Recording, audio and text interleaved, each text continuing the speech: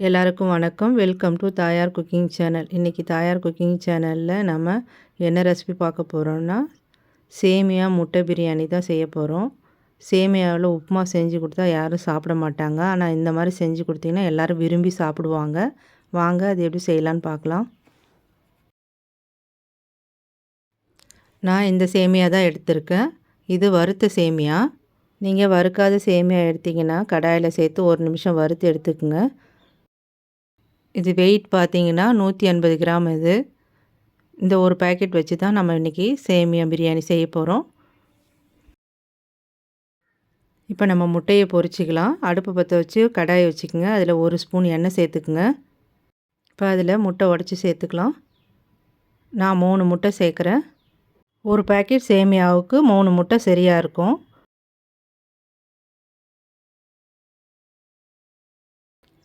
ஒரு சிட்டிகை உப்பு சேர்த்துக்குங்க. இப்போ முட்டையை கிளறி விட்டு நல்லா பொரிச்சு எடுத்துக்கலாம். இந்த அளவுக்கு பொரிச்சா போதும், ரொம்ப ட்ரையாக ஆக்காதீங்க. இப்போ இதை ஒரு பிளேட்டில் எடுத்து வச்சிடலாம். இப்போ அதே கடாயில் 3 டேபிள் ஸ்பூன் எண்ணெய் சேர்த்துக்குங்க.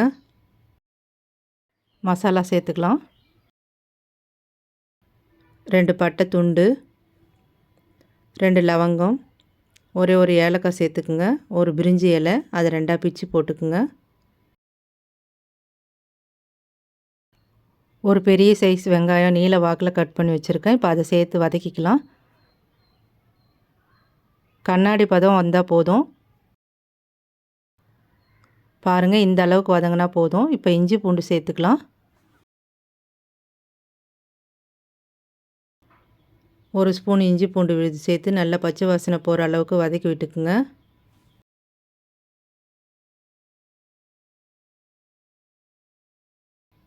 ரெண்டு பச்சை மிளகா கட் பண்ணி வச்சுருக்கேன், அதை சேர்த்துக்கலாம். இப்போ அதன் கூடவே பொடியான இருக்குன்னா கொத்தமல்லி தழை சேர்த்துக்கலாம். இப்போ வதக்கி விட்டுக்குங்க.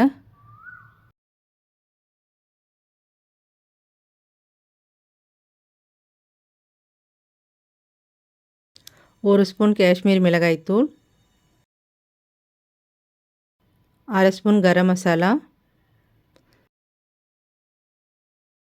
இப்போ இதை எண்ணெயில் வதக்கி விட்டுக்கலாம். ஒரு பெரிய சைஸ் தக்காளி பழம் நீல வாக்கில் கட் பண்ணது அதை சேர்த்துக்கலாம். அது கூடவே தேவையான அளவு உப்பு சேர்த்துக்குங்க. நான் 1 ஸ்பூன் உப்பு சேர்த்துருக்கேன். இப்போ தக்காளி பழம் நல்லா வதங்கி வர அளவுக்கு வதக்கி விட்டுக்கலாம். இப்போ மசாலாலாம் நல்லா வதங்கிடுச்சு. இப்போ நம்ம தண்ணி சேர்த்துக்கலாம். 400 ml தண்ணி சேர்த்துக்குங்க. இப்போ ஒரு வாட்டி கலந்து விட்டுட்டு உப்பு காரம் எல்லாம் செக் பண்ணி பாருங்கள்.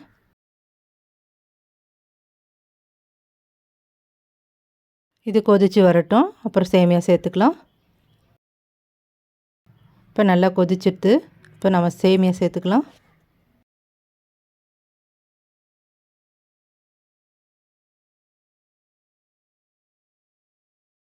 மசாலாவோட சேர்த்து சேமியாவை கலந்து விடுங்க.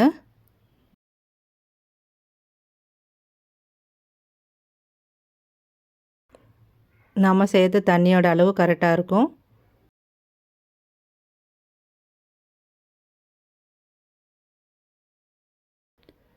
இப்போ 3/4 பாகம் சேமியா நல்லா வெந்துடுச்சு. இப்போ அடுப்பை சிம் பண்ணிவிட்டு நம்ம வறுத்து வச்ச முட்டையை சேர்த்துக்கலாம். நம்ம வறுத்து வச்ச முட்டையை சேர்த்துக்குங்க.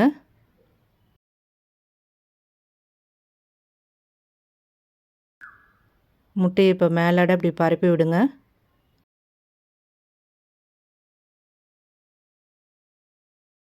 இப்போ மூடி போட்டு ஒரு நிமிஷம் தம்மில் விடுவோம்.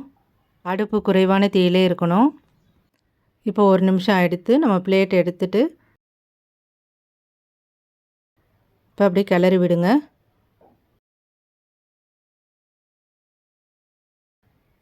சேமியா எப்படி குழையாமல் நல்லா உதிரி உதிரியாக இருக்குது பாருங்கள். இதே மாதிரி நீங்களும் செஞ்சு பாருங்கள். இப்போ இது மேலே பொடியை நறுக்குன கொத்தமல்லி தழை கொஞ்சம் சேர்த்துக்கலாம். கொத்தமல்லி தழை சேர்த்து கொஞ்சம் கிளறி விடுங்க. எவ்வளோ அருமையாக வந்திருக்கு பாருங்கள். சேமியா முட்டை பிரியாணி ரெடி ஆகிடுச்சு. நீங்களும் இதே மாதிரி செஞ்சு வீட்டில் இருக்கிறவங்களுக்கும் கொடுங்க. எல்லோரும் விரும்பி சாப்பிடுவாங்க. இந்த ரெசிபி பிடிச்சிருந்தா லைக் கொடுங்க. தாயார் குக்கிங் சேனலுக்கு சப்ஸ்கிரைப் பண்ணுங்கள். கூடவே இருக்கிற பெல் பட்டனையும் கிளிக் பண்ணிக்கோங்க. வீடியோ பார்த்ததுக்கு நன்றி.